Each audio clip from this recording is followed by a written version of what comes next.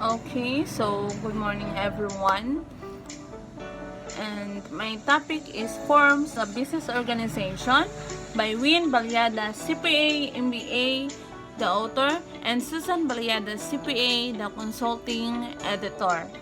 So I am your reporter for today, and I am Marilyn Joy G. Lardera, and I chose this topic because I am graduate of Bachelor of Science in Accounting Technology. Okay, so we have objectives that discuss the forms of business organization, explain the advantage and disadvantages of forms of business organization, and identify what are the three types of corporation. Okay. So, we have activity. So, but since online siya, hindi siya masyado yan yung ginawa ko, is scramble words.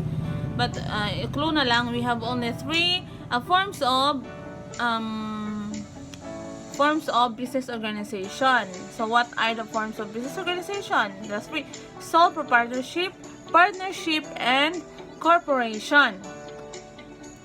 Okay, next, we have to explain the sole proprietorship, kung ano nga ba yan. And then, sole proprietorship, the vast majority of small businesses start out as sole proprietorship. These businesses are owned by one person, usually the individual who has day-to-day responsibility for running the business. Sole proprietors can be independent contractors, freelancers, or home-based businesses. So we have an advantage and disadvantage. So this is a simple and inexpensive process. Need to comply with fewer government regulations. The owner has to pay the income tax only once a year. The only recipient of the profits earned. Easy to operate and manage, and privacy of the business. So sa disadvantages, a limited liability of the owner in case of any financial crisis, boundaries to raise funds or capitals, may have to pay higher taxes than a registered company in the future, risk or wrong decisions or choices, lack of scope for growth, and lack of future stability. So, yan po ay advantage and disadvantages ng ating sole proprietorship. So, ibig sabihin nito, syempre, ikaw lang yung owner, no? Ibig sabihin ng sole, isa lang. So, ikaw lang yung owner, so ikaw din yung responsibility in case of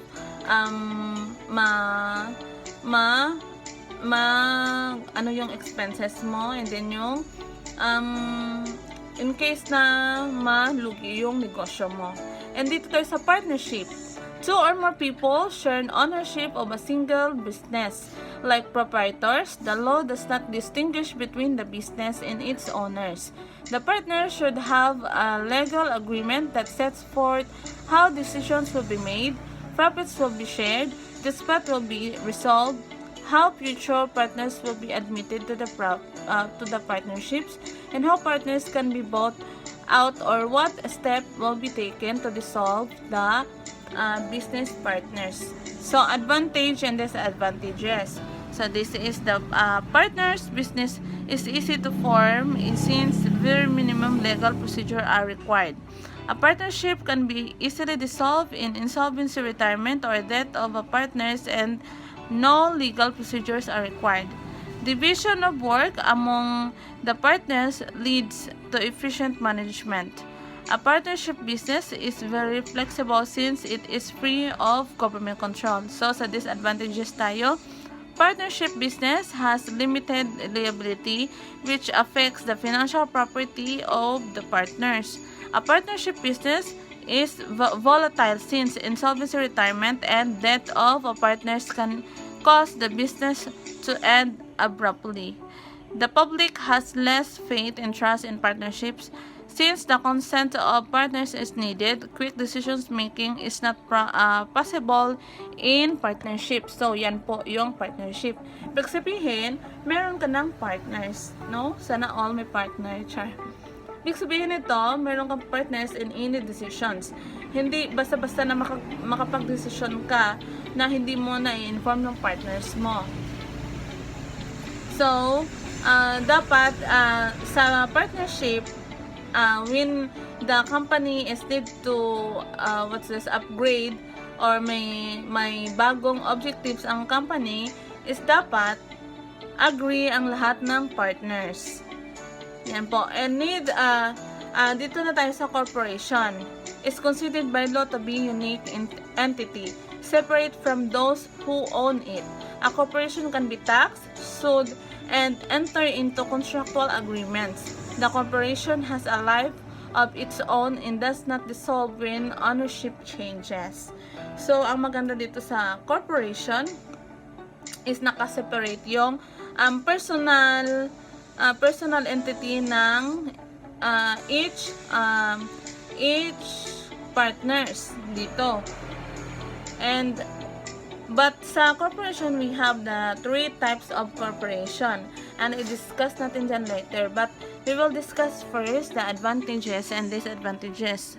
First, advantages is limited liability, transfer of ownership, perpetual life, external sources of funds, and expansion potential. Sa disadvantages naman, double taxation, forming a corporation, disclosure of information, and employee-owner separation. Yan po ang advantage and disadvantages ng ating corporation. And let's proceed to 3 types of corporation. So these are the C corporation. A corporation that is taxed separately from its owners. It gives the owners limited liability, which can encourage more risk-taking and potential investment. So, maganda itong C corporation natin, no? This is kasi, nakasaad dito is nakaseparate daw yung tax sa owner, and then limited liability siya. Like sabihin, risk-taking and potential investment. Encourage more risk-taking and potential investment. Yan po ang ating C corporation. Ano nga yung next is S corporation, also known as subchapter. Okay, offers the owners limited liability. So, limited liability pa rin siya. Do not pay income taxes. The earnings and profits are treated as distribution. The shareholders must be report their income on individual income tax return. So, very explainable naman siya, no? The earnings and profits are treated as distribution. So, maganda nitong S corporation is shareholders must be report their income on the individual. So, the limited liability company na naman tayo, or LLC, is hybrid business structure that provides the limited legal liability of a corporation and the operational flexibility of a partnership or sole proprietorship. However, the formation is more complex and formal than that of a general partnership. So, yan po ang ating LLC, or it is a limited liability company. So, yun lamang po ang forms of business organization. We have a we have a sole proprietorship, partnership, corporation, and 3 types of corporation is C corporation, S corporation, and the limited liability corporation. Next, I will discuss or share to you the apps that I use para magawa ko po itong video na ito. Una, I make a PowerPoint presentation through Canva. Sa Canva ko po ginawa. So, sa next slide or next video, ay ipapakita ko po sa inyo doon. At doon po ako mag-explain. Okay, thank you!